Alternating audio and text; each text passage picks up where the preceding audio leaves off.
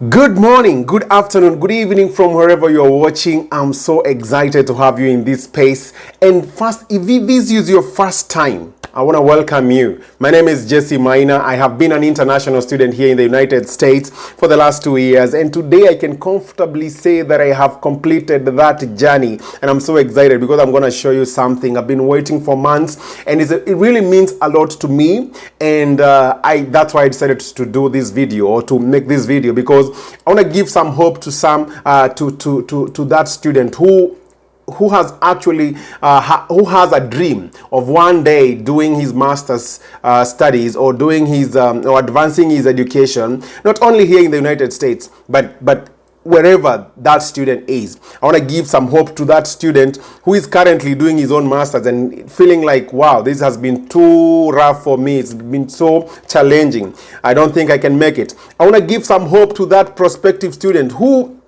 wishes that he can be in the position that I am right now. But before I do that, and before I show you what I mean, I want to give you the genesis of where all this started and where all this dream started, and for you to understand why this makes me so excited. So, guys, first, once again, if this is your first time, please don't forget to subscribe, and also feel welcome to this space. This is where I just share my story of being an international student here in the United States, and also bring some other fellas, some other comrades who are still in school, and also those who've completed their studies here, to share their journeys, just to make the way easier, the way smooth for you who are planning to migrate or to move from your country to come and do your master studies here in the United States or anywhere else in the world. So guys, stay locked in here. I want to give you the genesis of where this started so that you can understand why I'm so excited about what I'm about to show you today. Now, so I was born in a very small village in the central part of Kenya, in the middle of Nyeri County and Laikipia County. So I was born in a big family of 8 kids, and now growing up, those days it was not that easy. I wouldn't say we were poor, but I would say we lacked so many things. And growing up in that kind of environment, we didn't have the luxury of what every other child would like to have to make it in life. And so since I was born, I've never seen my parents like on a paycheck, like being employed by anybody. And you can imagine what I mean. And now being in this very big family and trying to make sure that all of us go to school, it was not easy for my parents, to be honest. And even to make the matter worse, where we used to stay, it was just adjacent to to Mount Kenya forest, and so we used to get visitors, and I mean visitors, I mean wild animals. So we used to do. My parents were farmers, and so we grew up learning how to do farming, and my parents used to grow cash crops, and that's what we used to rely on for our education and for our daily needs. So it was very hard. That moment around 2000 and 2005, that period, because we could start we could plant crops, and then just immediately, like just before we harvest, then we get these visitors. We get the elephants, we get gazelles. They come, and then they ambush our lands, and then we start again from zero. So that life was so hard, and so my parents decided now that we need to move from where we were to Kirinyaga County. So we moved from one region to another region. So we went there, and that's when I can like vividly remember my education journey initially started. So I did my primary school there, and I was not a big fan of school. I was not a fan of education, to be honest, and I used to miss so many sessions in school, in primary school, because I was just indisciplined, to be honest. Yeah, I can remember so many times I was being sent home because of indiscipline cases. But God was good. My parents really worked hard to make sure that every one of us, like, had access to education.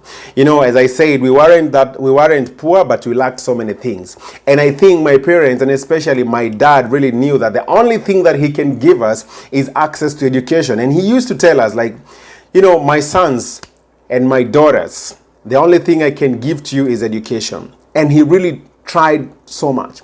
You know, imagine having like 8 kids, you're raising them, you don't have any formal employment, you're relying on, by the way, I remember actually when I joined high school, it was very hard because we were like 4 of us in the same school, and I think my 2 sisters were in college, and my dad was like very, very,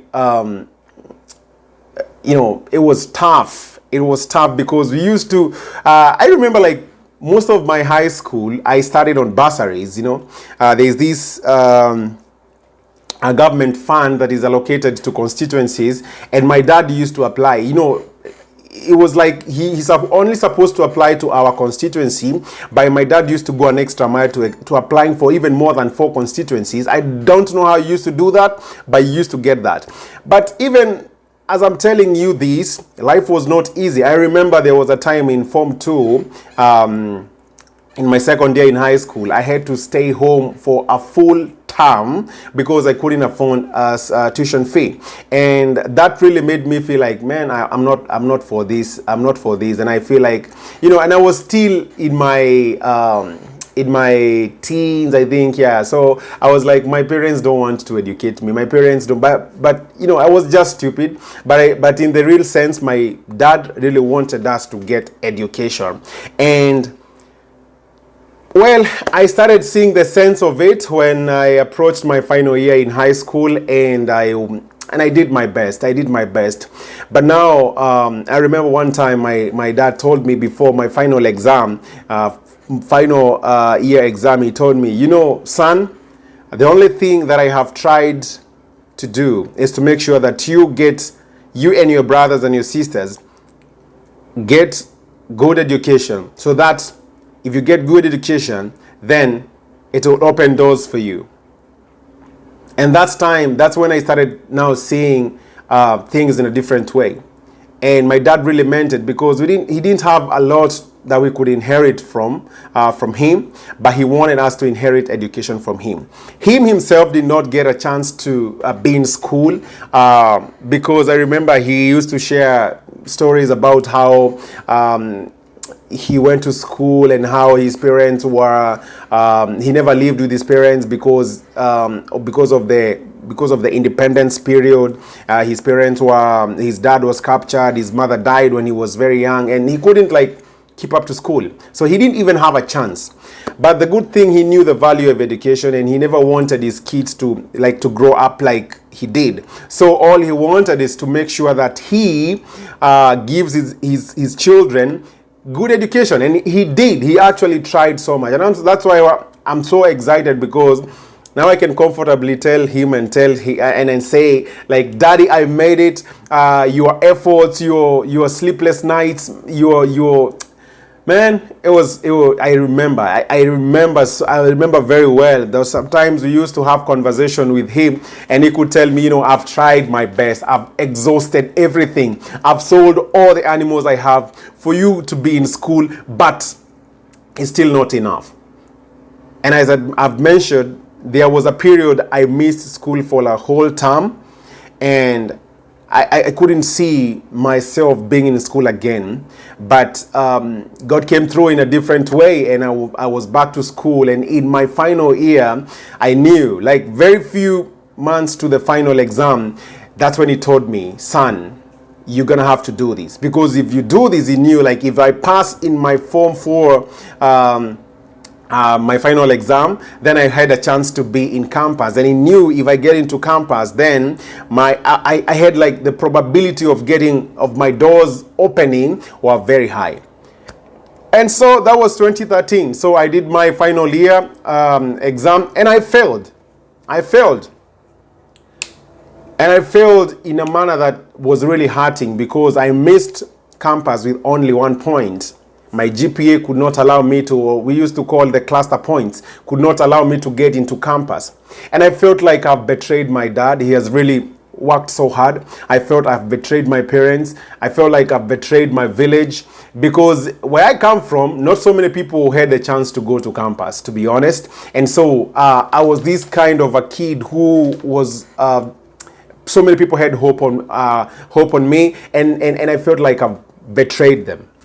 And so by the grace of God, I got a chance to go back to school in 2014, and I went there and I did my best and I killed it. Like, I passed with with what they call flying colors, and I surprised my village again. And for the first time, I saw my dad smile. For the first time, I saw my mom smile because of my performance. And even the entire school was happy of my performance and the performance of the class I was in.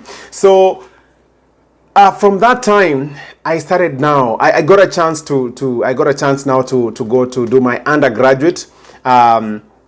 But now just to cut the story short, in my second year in my undergraduate, that's when I started seeing myself doing my master's studies. And the goal, the dream was like, I want to do this because my dad really wanted us to be extra, to be more than what he wanted to be, because my dad really wanted to be in school, but circumstances could not allow him to do. And man, in my second year, campus was another struggle. It was another, I remember days that I was locked out of my hostel or my room because I couldn't afford to pay rent. I remember so many times I had to rely on friends even to get something to eat.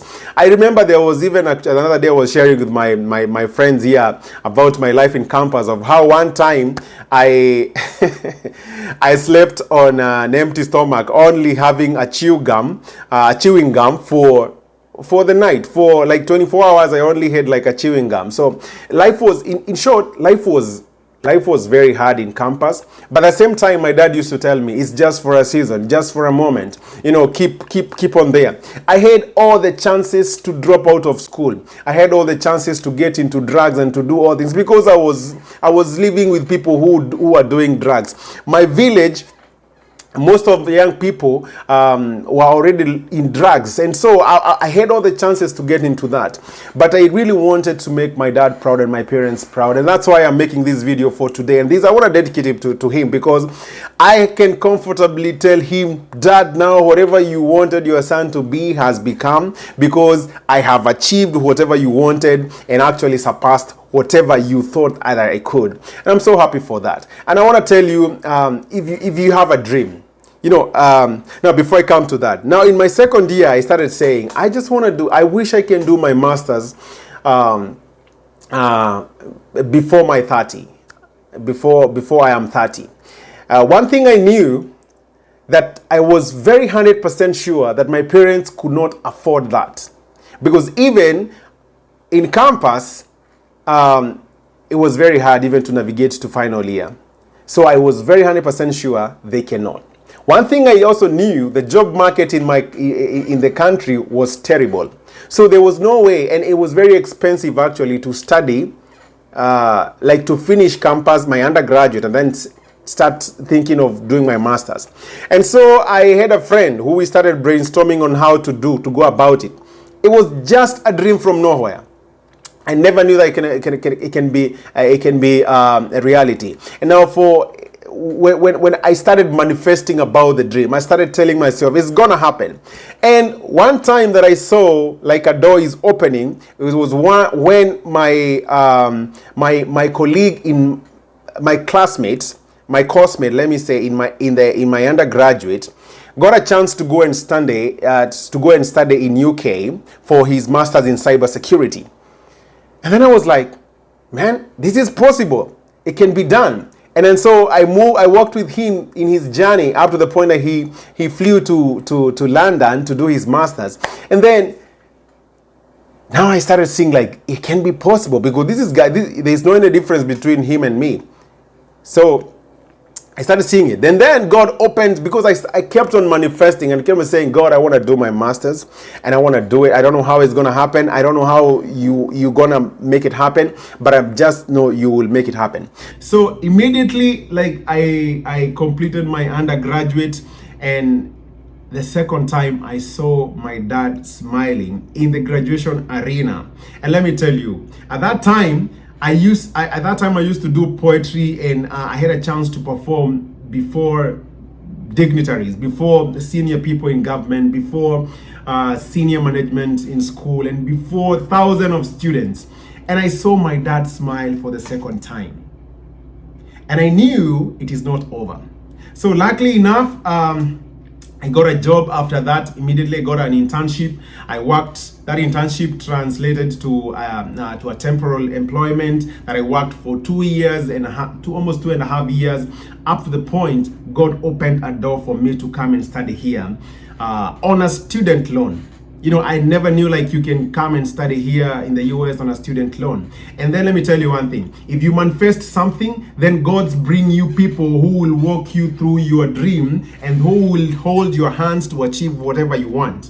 Let me tell you one thing. When the way I knew about how to come to study here, it was a friend who was also in the same school I was in my undergraduate, had already come to the US, and she told me like there's a program that does this and this and this. And then after that, I met another friend of mine who was again in that program, and then I was 100% sure that it is a sure bet, and that's how I got myself in the States. And the journey has not been easy or smooth, but let me tell you, it's been very, very amazing experience, and I've really loved every step in the entire journey.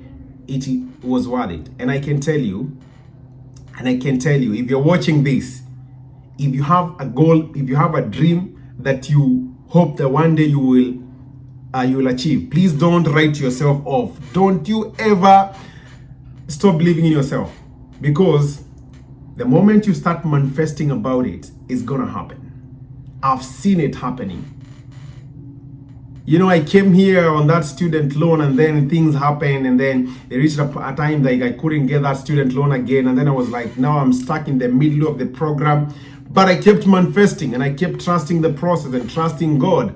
And now I can comfortably say and tell my dad and my my mom and my family that I finally got my diploma.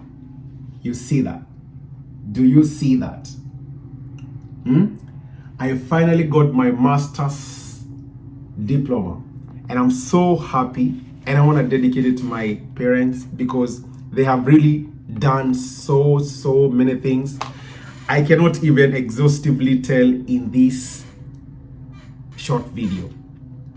But the goal for this, as far as I'm excited, because I'm so much excited, I want to tell you, this was one of my dreams to have ever achieved before my 30s. And God has made it happen. And I know my parents are so happy. And I want to encourage you that it is very possible. You can also do it. You can do it. The very important thing is, even when things are not working, even when the odds are against you, don't ever write yourself off. Don't ever give up on yourself. Don't you ever give up on yourself, because challenges are just seasonal. But when you don't give up, you will get it. If you don't give up, you will definitely get it. So thank you guys. I just wanted to show you that and to share that with you and to encourage you, and also to encourage other students who are here. You know, there are students who are here and they are also in situations where they feel like, man, this program is becoming so hard for me. Don't you give up. You know, whatever you're going through, we have gone through it. The challenges you are encountering, we have gone through them. So, I want to encourage, and that's why that's why I'm so much focused in making sure that we support other students, even those who are in high school back in Kenya that want to go to campus and do. We're gonna be launching a very important program that will be helping them in various ways, which I will share later, and see how we can mentor them, how we can stand with them and make sure that they achieve their goal. So thank you guys for watching. See you in the next video. God bless you.